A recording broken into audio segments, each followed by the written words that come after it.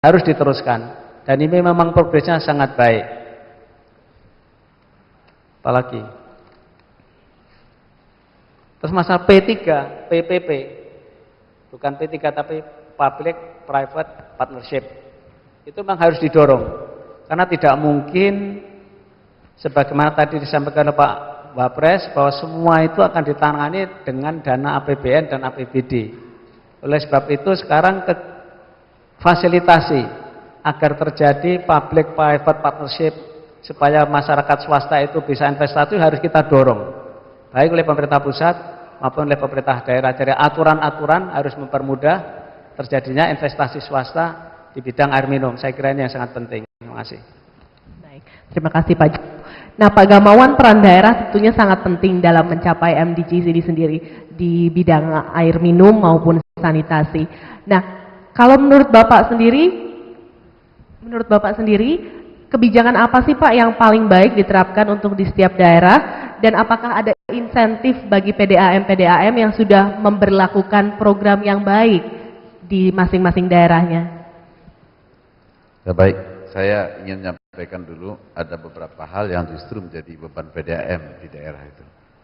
Ada proyek-proyek ke-PU-an, bukan PU dari nasional ini, yang lokal, karena penelitiannya itu tidak bagus, surveinya tidak bagus, surveinya dilakukan musim hujan, kemudian selesai musim hujan, airnya hilang. Nah, ini diserahkan ke PDAM. Ini menambah beban PDAM bagi proyek-proyek gagal. Mestinya di musim kemarau ya Pak ya surveinya? Ya, jadi surveinya dilakukan di musim hujan. Saya menemukan beberapa kasus survei musim hujan dikerjakan proyek oleh PU, bukan PU pusat Pak, PU lokal.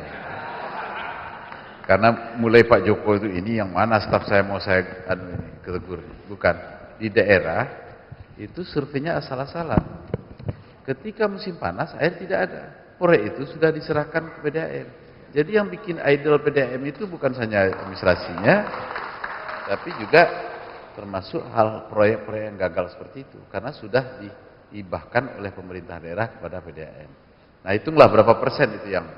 Karena itu saya kira perlu dihitung kembali berapa sebenarnya potensi real yang tidak bermasalah di PDAM yang bisa didistribusikan kepada masyarakat.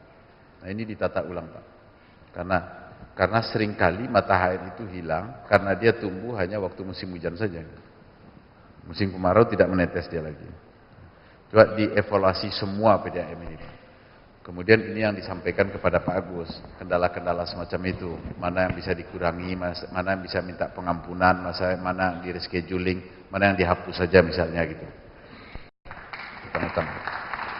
Kemudian daerah pemekaran ini. Daerah pemekaran karena aset sudah diserahkan, aset sudah dipisahkan, jaringan PDAM ada di situ, dipaksakan oleh daerah pemekaran baru harus milik PDAM sendiri. Padahal lihat contoh beberapa BPD Jawa Barat itu masih bergabung dengan Banten sampai hari ini. Yang penting kan labanya dan tujuannya tercapai. Sumatera Selatan dengan Babel masih gabung sekarang. Ini kadang-kadang PDAM baru daerah Mekar sudah bikin PDAM baru Pak, dan dipaksakan. Ini calon-calon rugi juga dari seluruh Indonesia ini. Karena itu kerjasama harus dibangun antara daerah induk awal dengan daerah pemekaran baru itu. Nah, hal-hal semacam ini apakah perlu diatur oleh pusat? Saya kira koordinasi antar daerah sajalah, dikoordinasikan oleh gubernur. Di Sumatera Utara, setahu saya PDAM itu masih dikelola oleh provinsi. Dari Sumatera Utara ada nggak? Tadi kan masih dikelola oleh provinsi. Menjadi lebih efektif karena terkait dengan beberapa. Nah, ini masa antara induk yang baru memekarkan dengan anak yang baru dimekarkan sudah mau berdiri sendiri masing-masing. Seperti bayi itu baru bisa dewasa setelah dia balik Pak. Sebelum itu pakaian dipakaikan, baju dipakaikan, mandi dimandikan, belanja diatur. Kalau sudah besar nanti silakan mau belanja sendiri 1 juta sehari silakan itu. Nah, ini baru saja spiritnya ingin pisah sekali dengan PDAM ingin pisah. Nah, karena itu yang baru-baru dimekarkan ini tolong membenahi dirinya. Dan kami Kementerian Dalam Negeri meminta, saya janji ini, Pokoknya apa yang bisa menguntungkan bagi PDAM dan real, tolong sampaikan. Kalau ada Permendagri yang harus kita robah, jangan peraturan yang menjadi kendala. Saya kira ini masukan dari kita. Terima kasih. Baik, mungkin saya langsung ke Pak Agus. Pak Agus, bagaimana kebijakan dan kemudian strategi terkait kemudahan investasi dan fasilitas pendanaan untuk mewujudkan MDGs ini sendiri, Pak? Jadi, terima kasih. Jadi tadi seperti yang disarankan Pak Wakil Presiden, ini forumnya bagus sekali karena semua langsung mendengar dan tentu pengurus Perpamsi harus ambil peran inisiatif supaya komunikasi ini berlanjut ke depan. Kalau tentang fasilitas atau respons daripada pemerintah, itu saya amati cukup beragam.